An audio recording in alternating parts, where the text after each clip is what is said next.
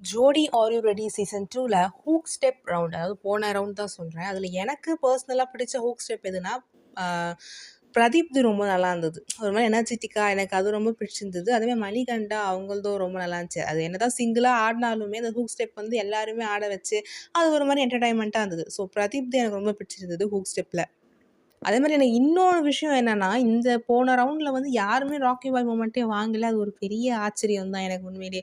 So யாருமே வந்து extreme level of performance குடுக்கல. குடுத்துருப்பாங்க ராணியும், அபினவும். ஸோ அந்த செயினால வந்து குடுக்காம போயிட்டாங்க. அது உண்மையிலே கொஞ்சம் கஷ்டமா தான் இருந்தது. ஏன்னா இவ்ளோ ஹார்ட் ஒர்க் பண்ணி அந்த ஒரு சின்ன மிஸ்டேக், அது அவங்க மிஸ்டேக் கூட கிடையாது. அந்த ப்ராப்பர்ட்டி மேல இருக்க மிஸ்டேக்கால ராக்கி பாய் மொமெண்ட் மிஸ் ஆயிடுச்சு. அப்படி அது கரெக்டாக வந்திருந்தது அப்படின்னா, அவங்க தான் ஜோடி நெக்ஸ்ட்டு சூப்பர் ஜோடியில் அவங்க தான் உட்காந்துருப்பாங்க திருப்பியும். அதே மாதிரி ஹன்ஷிதா. ஸோ இது வரைக்கும் பண்ண பெர்ஃபார்மன்ஸில் ஹன்ஷிதா இது கொஞ்சம் பெட்டராக இருந்தது. நல்லா தான் இருந்தது. ஸோ சாண்டி சுந்தரும் பார்த்தீங்கன்னா ரொம்ப ஹார்ட் ஒர்க் பண்ணியிருக்காரு. அவர் மேக்கப் போடுறதெல்லாம் இப்போ தான் ரீசெண்டாக இன்ஸ்டாவில் பார்த்தேன்.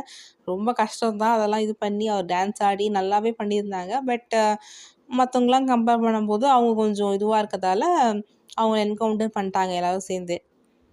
ஓகே கைஸ், உங்களுக்கு எந்த ஹூக் ஸ்டெப் பிடிச்சிருந்தது பர்சனலாக அப்படின்றத கமெண்ட் செக்ஷனில் சொல்லுங்கள். அன்ஷிதாவை என்கவுண்டர் பண்ணது சரியா தப்பா அப்படின்றதையும் உங்களுக்கு கமெண்ட் செக்ஷனில் சொல்லுங்கள்.